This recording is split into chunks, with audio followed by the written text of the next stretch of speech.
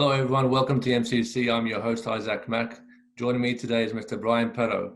Brian is a commercial and film director who has won several awards.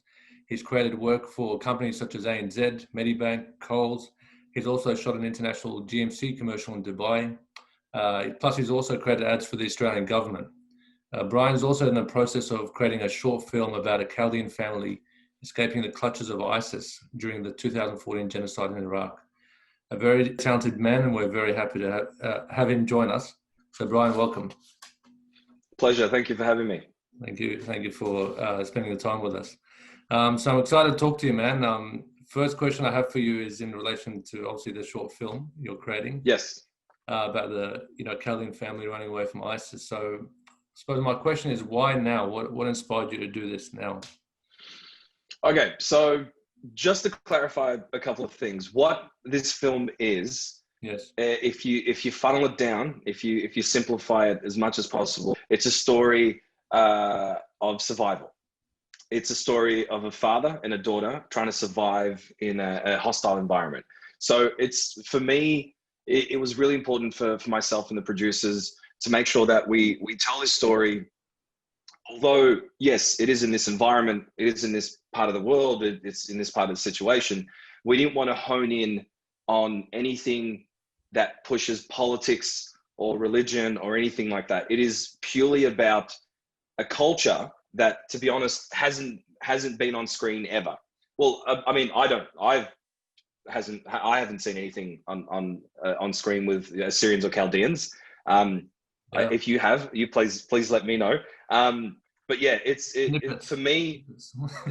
What's that? I've seen snippets over the years of like documentaries, like. Sure. Yeah. Yeah. That was about it. Yeah. Well, I think for me, the reason why now is it's taken a very, very long time for me to one, get to the maturity that I'm at, the experience that I'm at, and I always heard stories from my parents and family members and people that I knew that escaped all the way back in the the late 80s and the 90s and whatnot.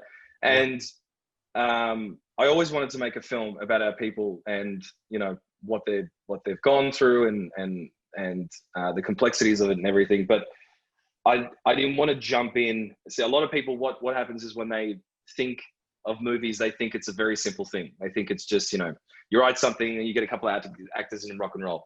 But to really make a film the right way, you've got to go through a development. You've got to, the script is, this script, even though it's a short film, I wrote it about 2.5 years ago. Wow. And I've been writing and rewriting. And finally we got to the point where a mate of mine, Chris, came on board, and he's a fantastic writer. And he took the original script and the idea and just elevated it tenfold, just made this thing incredible. Yeah. So once we had that in the can, and once I had the experience and also creating the rapport with the crew, because it's a matter of finding a DOP and assistants and gaffers and grips and lighting people. And it's a very complex thing. So to answer your question, why now? Well, I've been in the game for 11 years, and it takes that long to find these people, find the right people to tell that story. So that's why it's now. Well, I love what you said about, basically giving them a voice or platform, because it hasn't been really, that's really part of the reason, or a huge reason, why I'm doing what I'm doing right now in terms of this podcast itself is big, and is just to be a voice to show, because really the media hasn't given us much attention over the years, like almost nothing. Yeah, no, totally. And I think it's an important thing to point out, because film is just film for me is an art form, but it's also a way to evoke emotion and thought. So, I could name hundreds of films that work so well in terms of raising an issue or for example, I'll give you an example. Lion was made by an Australian commercial director who told the story of an Indian boy who got lost, who up in Australia. Anyway, I think you know the film I'm talking about. it's, you know, and they use that as a platform for charities, and they you know, they bring awareness to certain issues. Whereas, yeah, our people, we have nothing. You know, there really isn't any representation or anything like that. I mean, it's funny because when I tell people where I'm from, first thing they ask is, they go, Brian. That's not a Muslim name. Yeah, they go, what do you mean? Where, you know, tell us a bit more. And then you tell them, and then they go, oh, right, really? Who's Chaldean, Assyrian? What do you mean? Who are you? And they think it's Syrian. And it, you know, one of the funny things I say to my producer is, mate, one of the reasons why I want to make this film is because I'm sick and tired of explaining people who I am. You know, I just want to show it to them. I've been getting that since grade 1. Oh, it's insane. It's insane. But the ultimate purpose for this short film, for the producers and I, is what we call a proof of concept. And it's a matter of making the film, getting it into film festivals all around the world.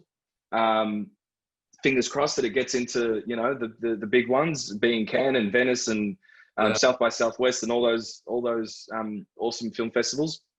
But the ultimate goal is to use it as a proof of concept to then make a feature film. So the feature film is an amalgamation of several stories that I've heard from several different families and people about their experiences, you know, mainly escaping Iraq. Yeah. Because I mean, I hear these you know, these reminiscing stories about the old days and how good it was and all that type of stuff. But the thing for me is, no matter how good it was inevitable that the exit would happen, if that makes sense. Of course. And there's something quite poetic about that. There's something quite, you know, like, okay, people who love their land and their culture and their environment, just like that, get out, you know? So yeah. Well, to your point, I had my father on the show, you know, which is a little bit biased, a few weeks ago. But I mean, the reason being is because I've heard his story. You know, he was the first out of our relatives to get out of Iraq. He got a scholarship to do his PhD up in Queensland, and he got his PhD in the 80s. And then the Gulf War happened. We were supposed to go back. Well, you know, I was a kid. I was born in Iraq, in Mosul, and you know, the Gulf War happened. We ended up staying, and he ended up bringing all his brothers, you know, here and sisters. And a lot of our rallies escaped, you know, in, like, it was life and death. It was so close. Some were jailed on the way out of Iraq when they were escaping in Turkey because they had military backgrounds. And, you know, only by the grace of God, they're alive today. Like, seriously. And it's funny, I always thought the stories that they have are phenomenal. They've always been an inspiration for me growing up. It always gave me strength, right? And I thought, but no one ever hears them. No one hears these stories, aside from me telling friends and colleagues about them. Yeah, so yeah, I mean, the executive producer on this film lost his mind when I gave the elevator pitch. He was like, "You just made that up," and I was like, "No, I didn't make that up. This is literally what happens over there." And he's like, expletive. You're joking. I'm like, I'm not joking, mate. This is literally what happens over there. And the first thing he did was like, tomorrow, 9 a.m., come to the office. And we just sat down and we had this big, basically tissue session or discussion about how we're going to make this film. And, you know, I mean, he wants to, cause he's super smart. He's, he's super switched on. He produced Saul, the short film, back in the day when Lee Winnell and So we're in good hands. His name's Darren McFarlane. We're in very good hands. Awesome. What he wants to do, and I think it's a pretty amazing idea, is to create a show. He's at the moment he's got a couple of things in the works for Netflix and Amazon and whatnot. So again, it's the reason why it's taken me so long is literally because of that. If I did it a year ago, 2 years ago, it would have been a film and then nothing. It would have just kind of sat there and people would have been like, "Hey, well done." Or no, not good.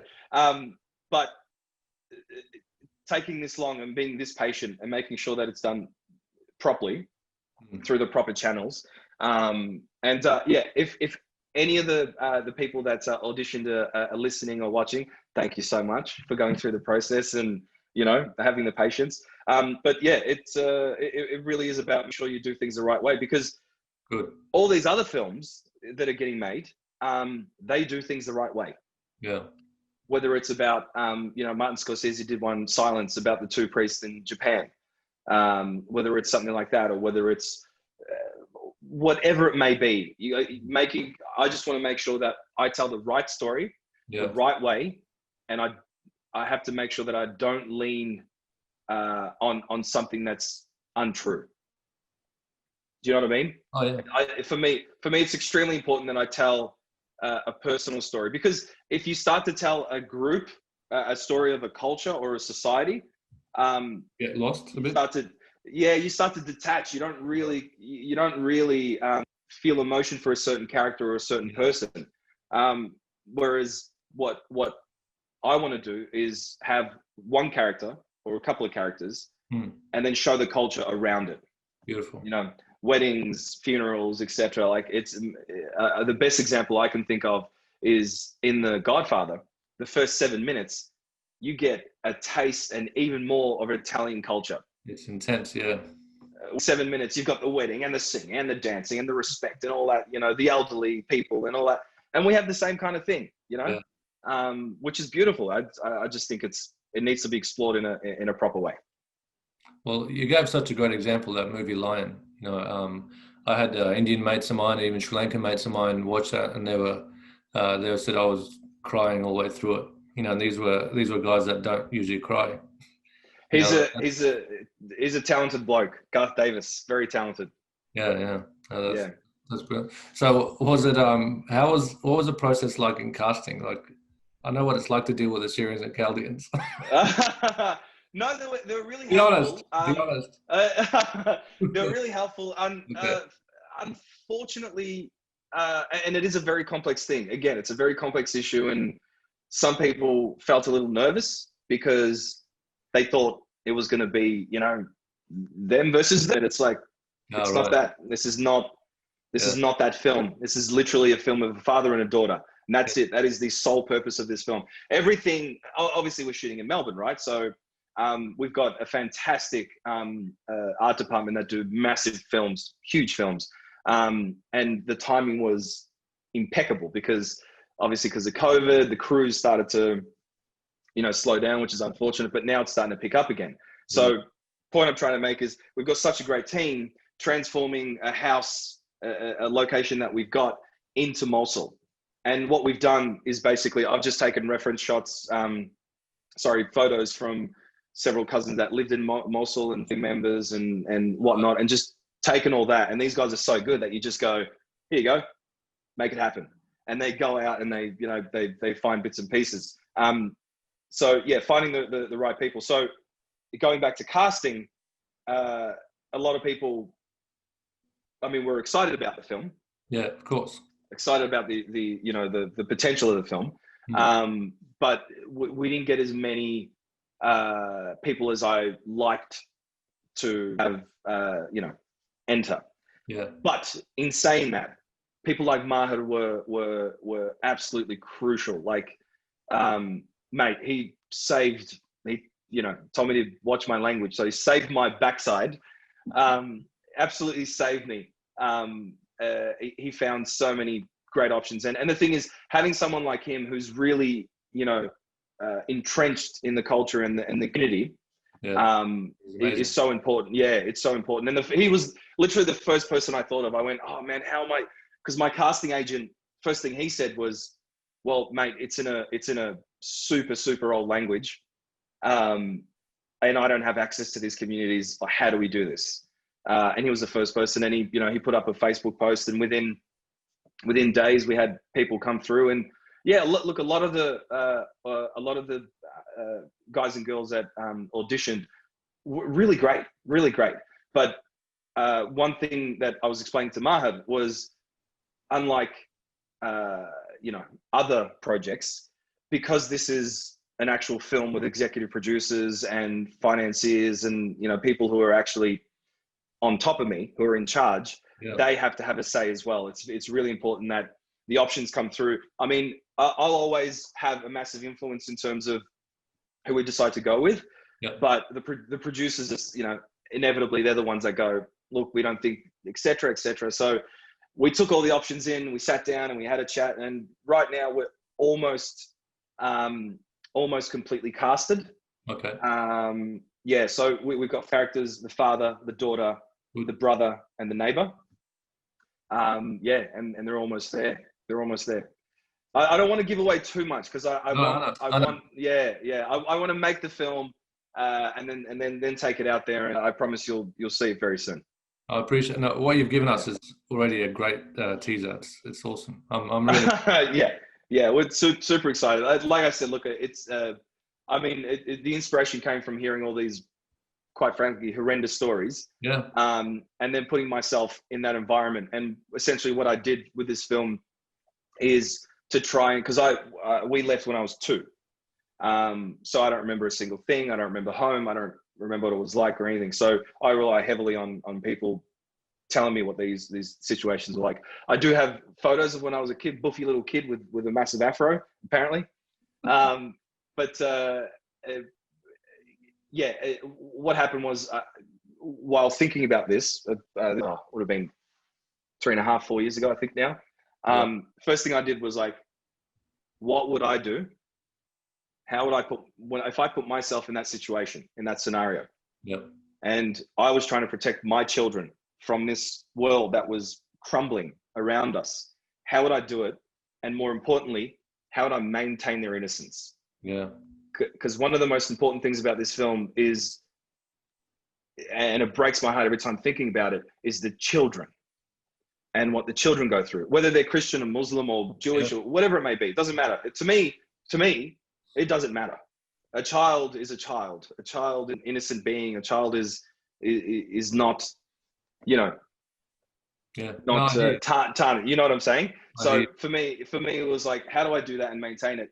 And I came up with this idea of playing a game, disguising survival using a game. Okay. That's all I'll give you. Okay. Wait till you see the film. I was going to ask you this question leading on. Yeah, okay. I don't want to ruin it, but it's point being, you have to put yourself in this position, in their position, in their environment, in their world. Of course. It's the only way you can envisage a film like this. It's the only way. I've relied so heavily on people around me to inject their experiences, not necessarily the culture. It's more the experiences. I mean, and I love the fact that you've actually got projects that are going to add on to it, you know, for future things, like even tell more stories. I mean, there's people I've had on the podcast, like Father, you know, Albazi, who was, you know, kidnapped, tortured, all that stuff. My uncle, the Archbishop, you know, I had him on a few weeks back where I didn't even know this. The leader of ISIS, the Prince of ISIS, rung him and told him, "Hey, this is what we want you to do. Tell your people these things." And he gave him the 3 things, you know, which is either leave Mosul, you know, convert, or pay the Sharia tax, or, you know, he gave all those things, and he had that conversation. I learned this from talking to him just on this. So so many stories there. I know it'd be. Absolutely, and I think again, it's gaining. For me, there's an objective. Yeah. For me, and I think I've learned that through advertising, through directing ads. Directing ads is an interesting thing. For me, directing, I use it. My job is to tell a story, whether it's to sell a product or whatever it may be. For me, it's obviously understanding what that client wants and the message you want to get across. But it's about a narrative, right? 15, 30 second, 60 second narrative. It's to compress it. Yeah. So I've learned the craft of telling a story in a very short amount of time. Now, that objective has carried on to this film. So when we first spoke about it, it was, okay, we need to make a film. I was like, Daz, we're going to sit down, we're going to make this film, we're going to do it properly. It needs to go somewhere there. And he was like, what do you mean? I'm like, well, I'm going to make this film. It has to go somewhere. It can't, just sit there and do nothing. There needs to be an objective, and it's not necessarily it's never going to, but it's not a matter of it needs to make money or anything like that. It's not that. It is, you got to make a film and it has to go somewhere. A lot of filmmakers these days, or a lot of like indie filmmakers who are super talented, several of them way more talented than I am, are such artists that they just care about the art. Yeah. And they forget about the audience in a sense. Exactly, but it needs to go somewhere. Like if you're making a film that no one sees, it's like, well, why'd you make the film then? Yeah. So yeah, that's a big goal for me at the moment. That's so good. So you've done also commercials. Like I know for a lot of these companies, I have a sales and operation background, so I hear what you're saying when it comes to, you got to know your audience, you got to know the market, and a lot of it is getting the message in a short, because people's attention span is, short, especially when it comes to commercials. Mate, it's getting worse. In terms of attention span, like we've got briefs in for 6-second ads. 6-second ads. Oh yeah, well YouTube. 6-second rolls, it was, watch it for 30. Now it's like bang, bang, bang, bang, bang. It's the attention spans are very short. Oh, I need to ask you, can you actually watch, I don't know if I'd be able to do this if I was you, can you watch TV and TV commercials without being a critic? I would struggle. Look, you asked me to be honest, so I'm going to be honest with you. Yeah. I can't watch TV. I can't watch TV. It is the quality has dipped so much, and it's so hard. It's hard to. And I remember the first time I kind of fell off and went, I can't do this. Is when the BBC series. I watched Sherlock Holmes, the BBC series. I realized that like these other channels in the world, they're making such incredible content. And we're stuck with, Home and Away and Neighbours, and it's just like mind-numbing stuff. So for me, TV, I can't do TV anymore. But to answer your question, no, the analysis is such an automatic thing. I can't just zone out. Yeah, it's always like picking stuff. Well, I've talked to even photographers and whatnot, because I've worked in a few industries, and when I've worked in those industries, it's really hard to switch that off. I mean, one way I judge incredible film is if I do switch off. If I switch off and I get to the end, and I'm in it, and I get to the end of the film, I go, that person's done their job. That editor or that cinematographer or whatever it may be, that person has done their job. I mean, a prime example lately is Bong Joon-ho, Korean filmmaker who's just started to gain traction because of Parasite, won the best film. But his Korean films prior, like this, Memories of Murder, Mother, all these other films, incredible films. It's just got a way of just completely, taking you to another world. Yeah, right. And another film that actually has inspired the feature film that we're still writing. Takes a while to write feature films, but is a film called Cinombre. Okay. Cinombre, and it's about a Guatemalan family that escape Guatemala through to Mexico and try to get across the border to America. It is an incredible story. Incredible story. And the first thing I thought watching that, I was like, I looked at my wife immediately and went, that's us, man. That's us. You just pick them up and you put them in Iraq. And that's the same kind of, the same kind of thing. Have you seen Sicario Soldado? No. So Sicario is action thriller type film, but the second one, actually, there's a sequence where the Mexicans are crossing the border to America, and there's basically a people smuggler, and it's at night, and the current's quite strong, and people start to fall and die and get injured, etc. It just reminded me of my uncle's telling his story, going, this is how we escaped, and they had these people smugglers, and they got across to Turkey, and man, one of my aunties had twins, and they're about. So you've got kids, yes? I do, yeah. How many? 3. But yeah, I've got one Yeah, 3-year-old. How old are yeah. yours? I got 5, 6, and 1. Okay. Well, she Yeah. had twins that were about 14 months old, Oh and they wow. were escaping Iraq and Turkey border. And if the twins had made a peep, I mean, that's It's crazy. so yeah. It's so sad. I heard Oh, I they heard got, that what they're all good now. They're here yeah. and they're little Oh, punk. thank God. I'll give them a Yeah. now and then, but they're good. Yeah. Yeah. It's hardened them up. The whole process is hardened them up. Correct. Um, I heard I heard I can't remember. It was a mate of mine. His mum, when they put them underneath, it was. I'm going to ruin this story. Sorry. Basically, they were trying to escape in a truck, and they put them underneath the Oh, truck, underneath the tray, and they yeah, would give the kids tablets, like sleeping tablets. And these are like babies. yeah, Give them tablets just to keep them quiet. yeah. It's Yeah, yeah. nuts. All that stuff we'll explore when we get cracking on the feature. I'm really happy. I'm so excited to hear about this, and I can't wait to see it. Honestly, we're not finished the interview. I'm just saying. Yeah, yeah. No, no, no. Look, it's exciting, but it all comes in time. And again, I just to reiterate, it's my producer has a saying. You know, it's the horse in front of the cart. Just Yeah. calm down, Brian. Calm down. You know, it's this thing. Just calm down. I'm like, He oh, sounds we're like gonna do this. So yeah, that's what he sounds like. We're gonna do this. We're gonna do that. We're gonna do this. And he's such an amazing. You know, he's got such poise where he's just like, just breathe. Got to write the script first, and we've got to do this, and we've got to write that, and we've got to do that. And we need this, those kind of people around us. I'm yeah, the same. yeah, I can't, and I absolutely, yeah. need those I kind think of people the battle, what we're going to find, and that what we found with this film as well. Unfortunately, it's self-funded, and we're still looking for sponsors and all that to help us.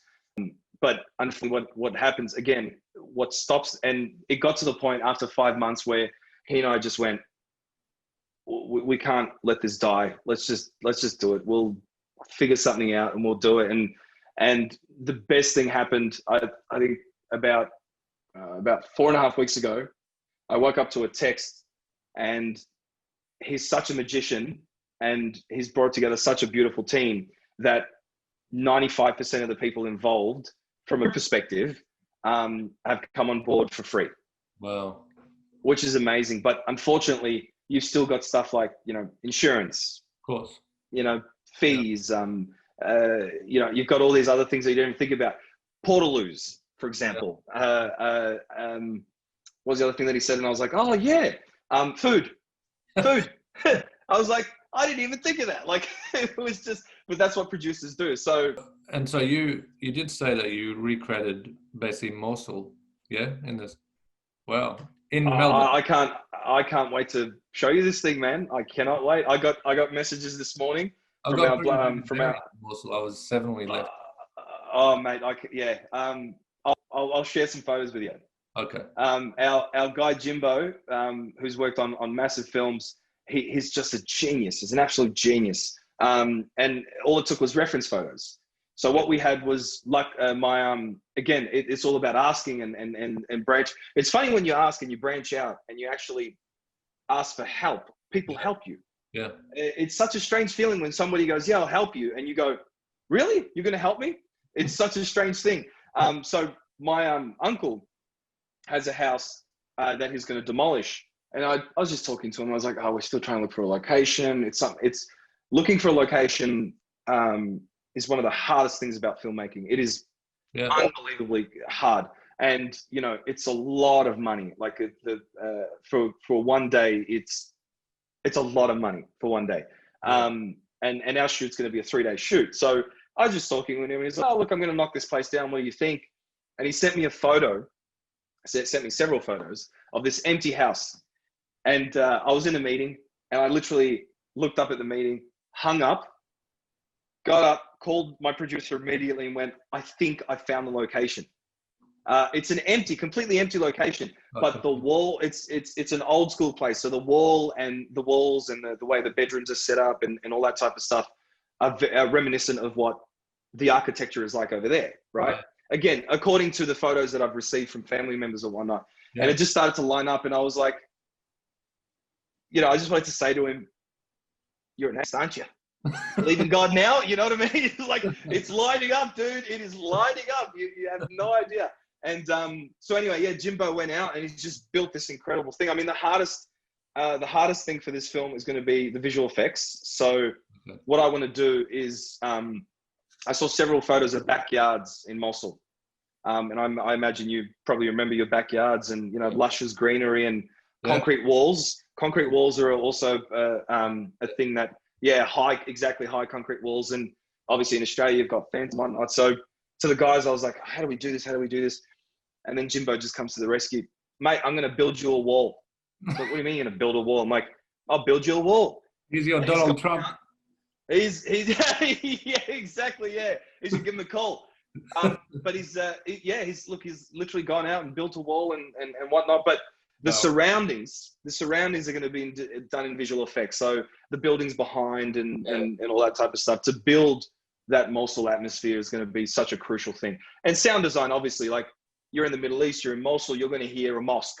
You're going to hear a Muslim call to prayer, and that's inevitable. That's just that part of the world. So I used to hear it every morning. What's interesting is when they first the Ajanib, when they first Ajnabaya, when they first read the script, they went, first line was like Muslim call to prayer. Second line is, open on a bedroom with a cross above the bed. And they went, hang on a sec, what? Wait, what do you mean? And that needed explanation. And even to the producers of some of them were like, hang on, so you got Christians that live in the Muslim, and you're like, yes, that's one of the things you're missing. Brilliant. So when did this all start for you? So 11 years you've had the company, yes? So I've started life off as an editor. Graduated uni, did an honors degree in multimedia. That shows you how redundant that degree is now, because it's all media now. And then realized, I always loved film, but didn't realize I wanted to pursue it until halfway through. And I remember talking to my parents about it, and they went, you're halfway through. What the hell are you doing? Like, finish it. You need to finish your degree. You can't just, do something halfway. So I graduated uni, and then went and worked at a production house, cutting just lifestyle shows for Channel 10 and 9. And just cooking shows and stuff like that. But I always, from an editing perspective, the one thing that teaches you is efficiency. Like how to super efficient. You need stuff. Churn and burn, mate. Churn and burn. And then I transitioned from TV into advertising, and then I always wanted to direct. And the hard thing is, once someone or a group of people or a company or whatever sees you as a certain something, it's very hard to then progress to something else. So the hardest thing for me in my career was to convince people, to make them feel comfortable with letting me direct. They're like, you're the editor. Like, what do you know about directing? Which is funny, because directing, editing are very, you direct the film, then you cut it. It's the one thing. And the good directors cut the film in their head as they're on set. They might find something new or find another angle, or might go, that's not going to work. Let's try this or try that. It's what I did was, on my credit card, I created what's called a spec ad, which is a made up commercial. And the spec ad was for Mercedes-Benz. And made a couple of calls, got my brother-in-law, he had a Mercedes, and I was like, I'll borrow it. I promise I won't do anything to it, Called a couple of, crew members that knew and some friends and like drone operators. And we went out and we shot this commercial, this made up commercial. And I used that to basically hit the ground running as a resume. And then one of the first jobs I ever got, which was absolutely nerve-wracking but super exciting, was a car commercial in Dubai. For GMC, yeah. It went from it's 0 to 100, which is unbelievably exciting for me. So that's kind of how I started. Oh, so that was actually early in your career. Very early, yeah, Yeah, very right. early. But what happened was the agency gave me some opportunities to direct other car ads for Holden, Yeah. um, like mid-range car ads and like Great Ocean Road and stuff like that. And yeah, once you prove it and you have someone that supports you, everything else kind of works out. Yeah, right. And Yeah. is that something you're still doing, like you'll continue doing, and or you branched away from that doing films more, or what? Well, there's actually a lot of directors right now in the industry, in Hollywood and other industries in the world that still direct commercials. So commercials are, Okay. I enjoy it because they're very energetic. They force you to be creative. Yeah. Um, yeah, I reckon I'll still continue to even while doing film to direct commercials.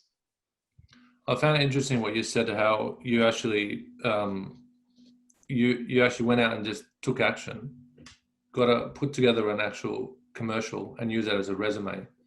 I think there's a lot to be said for that because so many Yeah, people, I think, they wait for things to come to them. Like, that it's a mentality of what's the word? I can't think of the word either. But it's basically people just want things just to fall in their lap these days. Like we're yeah, I could go into another tangent here, but because don't get me started about the school, yeah. in terms of giving everyone a trophy and all this sort of rubbish.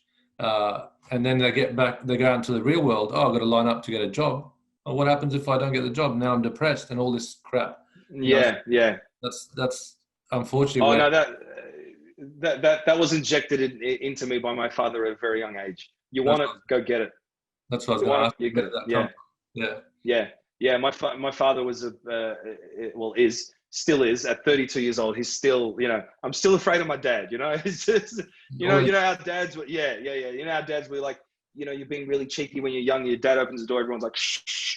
That's still me at 32, man. I don't think it's But going to change anytime soon. no. But yeah, if I need advice, here's the first point of call. But I played basketball when I was between 14 and around 20. Yeah. Um, and I played pretty high level basketball. And for a long time, in my mind, basketball was it. I was like, this is what I want to do. I want to do this. I was winning championships and MVPs and getting really good really quick. But didn't realize because I had tunnel vision, didn't realize that I grew quicker than the people around me. And what happened was because I grew quicker and I grew muscles and I was stronger and I was faster, at a young age, I was better. But then I got to about 19 or 20 and they just went, poof, and I just stayed at 5'10" and got slower and et cetera, et cetera. So at a young age, my father would inject a mentality into me like, do you want it? You go get it. That's it. That's all. There's nothing to it. There isn't a secret formula. No, there's no secret formula or anything like that. You want it? You go get it. Yeah. And I chose a career that, see, a lot of my family members, friends, whatever, don't get what I do and why I do it. Right? Why don't you open a business? Why don't you make money? And why don't you do this? And why don't you do that? What I've chosen, it takes longer to get to. But when you get to there, it's not too bad. Very rewarding. When it's extremely rewarding when you get there. You hear these stories of actors are the same. You hear stories of an actor, going to LA and working as a barista for 8 years, and all of a sudden, bang, they're $25 million of a movie. Yeah. So it's not just about money, but it's about aspirations and a goal. And the goal is tell a story, make a living out of it. You don't sit around, nothing comes to you, not unless you're lucky enough to win Tats Lotto. And that's extremely, hard thing to do. And is that something obviously you'll pass on to your kids? 100%. Yeah. Look, man, like a lot of us, a lot of our people, family's everything. Yeah. And the main reason I do what I do is for my family. It's as simple as that. It's the absolute sole reason. The culture and the community side of things have just started to come up because I've just started to understand it right now. Okay. Growing up in Australia, it was just like, you know, you do this or you do that, or you go to school, you play basketball, you hang out with your friends. There wasn't really something in the back going, hey man, don't you have a skill set you should be using for something that actually matters, or that actually should be communicating some type of message? You know, it's not all about just whatever but then again, at the same time, you know, in your teenage years and your early 20s, unless you're special and you're and you're wise beyond your years, I guess that's normal. Yeah, that's true. Yeah. So from basketball, so you went straight into study there to multimedia, or when was it the time where you thought, yeah, I actually want to get into editing and directing? But basketball was the sole focus. So it was literally trained 7 days a week, twice a day. I got into an AIS program. So I went to Canberra. I played with, we got absolutely smashed by the Chinese national team, which is amazing. At 16, these guys were, the guy I was guarding was 6'2", and he was the smallest guy in the team. Oh. Yeah. But anyway, it was all basketball. And then I got to about 19, 20. I sprained my ankle twice after the doctor said to me, don't play 6 weeks. And I played after 2, like a hard-headed little boy. And then after I didn't get selected, went into probably what you'd call medically depression. Because, you know, you spend so long thinking that that's your thing that you're supposed to do in life. And all of a sudden it's taken away. Yeah. So then I was like, okay, no worries. You know, you have a sook or whatever, and then you move on to dust yourself off, move on to the next thing. And then what I wanted to do was web design. Okay. Yeah, there's something about web. Mind for doing things that were creative. Absolutely, yeah. I wasn't that crash hot. Well, I still am not. With left side of the brain, the right side is definitely where it's at for me. Yeah. Okay. But yeah, I think what happened was when I got into, I went to uni at Swinburne, third year. So I did 4 years. Towards the third year, I met these other people that were studying film. Yeah. And I was like, oh man, I chose the wrong thing. Oh, what am I doing with my life? Like, you know, you knew that you loved film. Like, what happened there? And I started to overthink things. And then I was like, you know what? I reckon I can do this while I finish my uni degree for this. Like, I've got into my honors, let's just do the honors and try to do this at the same time. So it was like a parallel thing where it was like, yeah, right. Taught myself how to edit, got into that, and then did this both at the same time. Yeah, right. Oh, awesome. Like a madman. Hey? Like a madman. Like a madman, yeah. We've got that in our blood. Yeah. And doing what you're doing now, like, is there, I don't know, like you've got a team of people that you generally always use, and also yeah, it's in my industry. I mean, a lot of directors rotate their crew. Yeah. And look, it totally depends on what the job is, but I've found a group of people that understand me very quickly. Okay. And it's very hard to, for instance, I mean, the first thing you do is you find the DOP, you find the cinematographer, the person who's going to shoot it for you, who's going to interpret your vision through camera, using the camera. And then you'd find an AD, assistant director, and then you find art department, and then everything else kind of trickles down from there. But the guys that I normally use are incredible. They just get me. So I tend to use them a lot, and they're the same team that I'm using on this film. So just to give you context, the people that are on this film are multi-award, high-end people. Like the cinematographer has won multiple gold ACS. So ACS is Australian Cinematographer Society, multiple ACS awards. The AD has shot huge films. Yeah, we're very lucky. I say we because, yeah, our community is very lucky to lock this in with such talented people.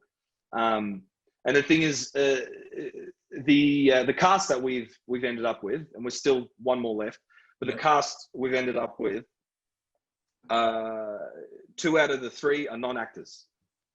So that immediately is very challenging. because we don't embrace that. Our community doesn't really embrace the arts. You know, it's like, you know, push doctor, push engineer, push okay, whatever. You know, there's always those three. That's like, do that. There's no real, you know, artistic kind of vibes going on. But what we did was the first thing we did. A whole another discussion. oh yeah, which is frustrating because arts. Anyway, yes, exactly. Let's not get into that. Yeah, let's not get into that. So the first thing we did was Daz and I, we sat down and went, okay, we've got these non-actors. I mean, just to sidetrack really quickly, there's a film called Capernaum, which is made by a Lebanese director. She is extremely talented, and it won the Grand Jury Award, I think 2 years ago. And it's about a Syrian. Well, no, he's Lebanese. For real, he's Syrian. But it's about a Lebanese boy and the Lebanese slums, essentially. It's a great film. I highly recommend watching it. It's a beautiful film. Sorry. Yeah. Yeah, it's on. You can watch it on SBS on demand. Okay. Yeah. Okay. It's beautiful film. But the reason I say that is because he was a non-actor. And I mean, she had money, she had backing and big feature film. So she had, you know, months upon months of preparation and shooting and all that. Whereas we don't have that luxury. So the first thing we did, again, to give you context of how lucky we are, is we brought on what's called a dramaturg, which is essentially an acting coach, who's trained incredible actors. And he's such a lovely guy. And he's already started to work with our actors. And turning them, our cast, turning them into actors. Awesome. So it's such a, and for me, still, I'm still learning. I mean, after a decade doing this, I'm still learning, and it's just seeing someone like that do their thing is such an inspiring, you know, thing to experience. And I think I truly believe that the recipe for success is surround yourself with people who are better than you. Yeah, 100%. And I just think if you do that, if you're captaining the ship, but everyone on the ship is way better than you and way better at envisaging or executing a certain, certain look or a certain feel, you got to be very stupid to stuff that up. So hopefully we don't stuff it up. Exactly. Well, I made it a habit a few years back to study mega successful people, and it was the one consistent thing with almost all of them, like from your Henry Fords and all that. They had people around them that were geniuses at what they did. They were much smarter than what they did. And look, it's great for the ego when you're the smartest person in the room, because you feel like, I'm so amazing. Yeah. Ego, but it's not good for your pocket, and it's not good for your growth at all. And no, you'll only get to a certain point in your career or your life if you're the best you can get. Yeah. You know what I mean?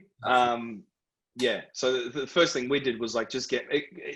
Tarantino says this interesting thing when someone asked him like, what is directing? Like what's your thing? And he's like, all you have to be able to do is answer questions.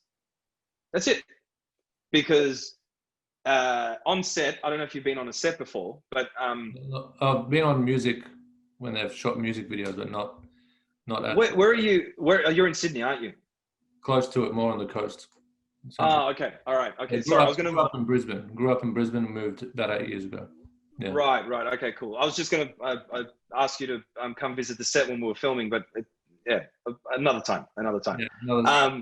Yeah, the thing about being on set is it's if you take a step back and watch it from afar, it's extremely busy. There's just there's this, there's a billion things happening at the same time. I mean, when you hear the word action, everyone stops. You hear the word cut, boom, everyone's moving around. So what he means by being able to answer questions is makeup's going to come up to you. What do you want? You want blush? You want this? You want a cut? You want whatever? Answer the question. Okay, wardrobe comes in. Red or blue? Answer the question. Yeah. Gaffer comes in. Do you want lights here? There? Answer the question. So that's what. I mean, it's a complex thing, but essentially, you surround yourself with incredible people and answer the questions to your best ability. That's what it is. Well, It's I think I could talk to you for hours on end. Honestly, I say that to, which I always mean it, but yeah, I could just sit here and pick your brain, but we won't take up too much more of your time. Just got a couple more questions to ask you. So, Sure, sure. from everything that you've told me, and I'm gathering this, but do you feel like the purpose behind what you do has changed, say, from 5 years ago to today? Absolutely, yeah, absolutely. The more I've matured, and the more I understand that, yeah, maybe there is a purpose for what you should be doing with the time you've got on Earth, and it may not feel like you're doing something that's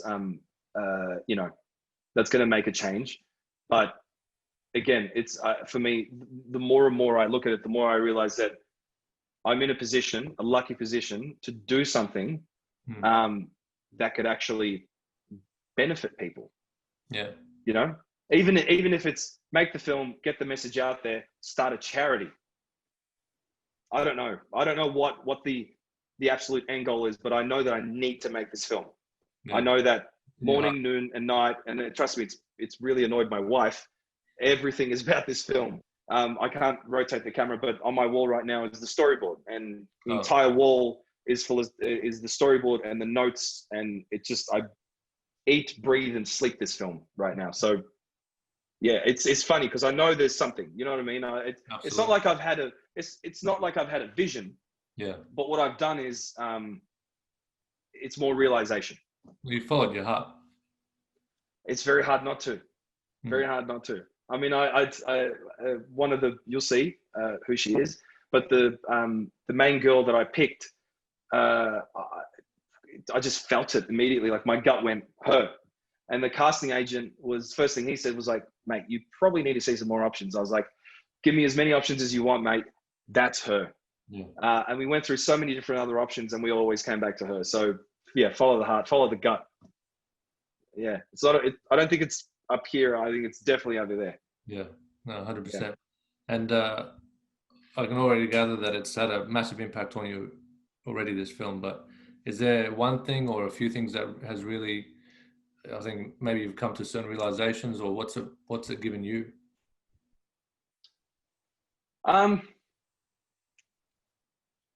Good question. I think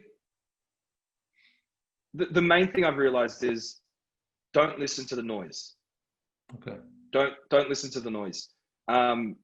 Self-doubt and anxiety is a very big thing when you have someone who's passionate.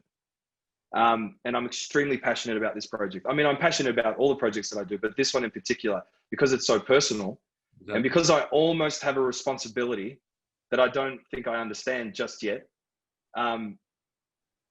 For me, it's like, don't listen to the noise, because people are always going to have their opinions.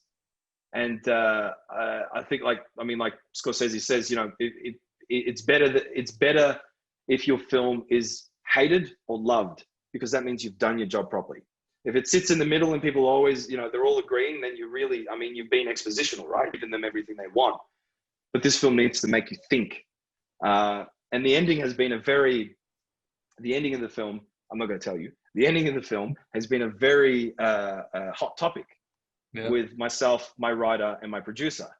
You know, we should end it this way. We should end it that way. We should end it. It's like, we should end it this way. Trust me. This is the way that we should end it, because this is what it needs to really tell the story of these people. And quite frankly, you could say that this film is based on a true story, because there'd be multiple. There'd be countless examples of what you'll see on this screen. Probably not the way you think it is, because again, I think when people see it, they'll be surprised, because it's not the angle that I'm taking, and that's what a lot of our people in the community think is going on. They go, oh, you know, is it about ISIS? Is it about? It's like, it's not what you think it is. This isn't that. This is, more than anything, this is about introducing a culture on screen that's never been seen before. I love it. It really is about a culture that's thousands upon thousands of years old, a culture that speaks a language that Jesus Christ spoke, a culture that basically invented civilization you've never seen on screen. And that, to me, is unbelievably Criminal. berserk. It's mate. You invented the wheel. You know what I mean? There's so many things that my producer and I talk about, and he freaks out and they go, "You guys did that?" I'm like, "Yeah." Like, why aren't we on screen? And the reason why we're not on screen is because, mate, I'm not special, but I'm taking the risk. You know what I mean? And not the risk that you think it is, because again, some of the people that I've spoken to think it's like not what it is. And I don't want to be specific about it because I do not want to get into that. This is not what it is. I am not a politician. I'm a storyteller. I'm going to tell a story, a heartfelt story that I want the audience to think about. That's it. And I think more importantly than our people, I think it needs to evoke emotion in everyone else. 100%. Because it's everyone else that doesn't know what's going on. Or it's everyone else that's seen a 30-second snippet on CNN. Yeah. You know, our people will see it, and I hope that it resonates with them. But more importantly, I hope that everyone else sees it and they, it evokes an emotion. Well, what you said there is, I think, look, you're a very passionate person. I can tell, your heart's in this, which is, for me, it's heartwarming just to hear you speak about it. And I remember talking to Father Douglas, Albazi, and he was talking about our responsibility, the people that are here in New Zealand and Australia, is to be a voice for the people that are there. I couldn't agree more. Couldn't agree more. And I'll read you just a quick, if you don't mind. This was one of my aunties. She got this message from a friend of hers who's not Iraqi or not Chaldean or whatnot, an American. And she just said, "Hey, I just watched the video with your son," which is my cousin who I had on the show. "There's so much to learn from what he and his cousin are discussing. I will watch it again later when I have more time. I can only imagine how much it must warm your heart," and blah, blah, goes on about that. "Hearing about the many challenges your family endured was emotional for me. I hope to learn even more about the history and the rich culture of Iraq specifically and the Middle East in general. I, like many others in the West, have superficial understanding of Iraq or any other culture other than American or Western culture." And she goes on about that. So when I got that, and I've had messages like that come, and I've gone, it's starting to do its purpose. So I think your film, my friend, will really, I don't know if there's a limit to what it can do. I'm very, very excited about that. I think again, I've taken it on as a responsibility, and it's not a, I think it's something that I need to do. I feel like I need to do. It's not it's not just this little project anymore. It's something that I need to do, because the film we were originally going to do, and I remember speaking to Daz about this, and all credit to him. The original film I wrote had nothing to do with our people, and this was 4 years ago or something. And it had the mafia guy, and then this guy robs that guy, and he was, and then the police and all that. And he read the script and he went, because what inspires you to write, what inspires you is other things that you've seen or other things that you've heard. And, you watch a Tarantino movie and all of a sudden you're a Western, or, you watch a Francis Ford Coppola, all of a sudden you want to do a Vietnam War movie or whatever. So it is about inspiration. And he read it and he went, "Didn't you tell me you were born in Iraq in 88? I was like, "Yeah." He was like, "During Saddam Hussein's reign?" I'm like, "Yeah." And he's like, and he just looked at me and went, "What are you doing? Why aren't you writing that?" It is firsthand. And I think that conversation with him just opened my eyes, and I went, "Oh man, what am I doing? Why aren't I embracing?" Yeah. It's just, and it was because I was scared, to be honest. Yeah. You could put this on your final cut. I was scared because if I decided to make a movie about our people, then it wasn't just a movie anymore. Do you know what I mean? It's now you're talking about a certain people or a culture or a community. And because what our people go through is so sensitive, so politically motivated over here and over there, it could just turn into this huge unnecessary debate, argument. And I just think that you miss the essence of what it is to be a human being if you concentrate on something like that. And you need to, for me personally, you need to break that stereotype. What you normally see on screen and what you normally, you know, like a film like American Sniper, you know, he's in Iraq and he sees the other Iraqi and and you're like, okay, what about the kid that just wants to go to the park? What about the other kid that just, I don't know, wants to just drink milk with his grandfather and play in the backyard? What about those stories? I think those stories are way more important than the stories of power and oil and whatever and this and that. And it's just like, I think people miss the point of who this specific culture is and who they are as a people. It's very hard to explain to people that don't really understand what I'm saying, because they go, yeah, but it is the Middle East. And you're like, so what? Like, we don't drink, we don't sleep, we don't, you know, do normal things in the Middle East. Yeah. Once you see that on screen, once you see a normal person on screen that you haven't seen on CNN or Fox or wherever it is, or, you know, I think that people will just take a step back and go, oh, hang on a sec. This isn't what I expected it to be. Yeah. Just like when people hear my name is Brian and they go, what's your real name? And you go, it's Brian. And they go, is it Ibrahim? And I'm like, don't make me angry. don't do that. This is not the time or place to do that. But yeah, hopefully I made sense, my ranting and my raving, and hopefully it's and I appreciate everything. I appreciate your time, your honesty, and you know, you following your heart, which is just brilliant. So I feel like I've got a good grasp of how this is going to be, but I'm going to reserve. Yeah. To actually watch Look, it. I've read the script to Maha because it was super important for me to explain, because early on, early on when we started casting, people questioned it and they went, and it got to the point where it was like, pick up the phone, I need to read you the script. Yeah. And when I read the script to him, he just went, oh, it's good. It's great. It's a good read. It's not what I thought it was going to be. And I think people need to understand that. But more than anything, I shouldn't be explaining it. I should just be going, just watch. Just watch. You need to just watch. Yeah. It's almost, I really don't, I mean, one of my pet peeves is trailers these days. You know, you see a 3-minute trailer that basically tells you what the entire film is about and the plot and everything. But yeah, look, we're going to push. The trailers seem to get longer. They're getting longer. They really are getting longer. It's because marketing. Let's not get into that. Another story. But yeah, we're gonna make this film. We're gonna make it to the best availability. We're gonna submit it to film festivals all around the world. The thing with the film is hopefully, fingers crossed, inshallah, if it gets into these film festivals, then it needs to live in the film festival before I can show anyone else, because there's a certain rule and a procedure when it comes to film festivals. They actually own it for that certain amount of time. But let me tell you that if we're lucky enough to win awards, strap in. Yeah, that's all I can say. We'll be behind it. So yeah. Thank you so much. I really appreciate your time and your support. Thank you. Appreciate your time, and thanks so much for spending that time with us. And I can't tell you how excited I am about this project. My pleasure. I look forward to showing it to our community. Good on you. God bless you.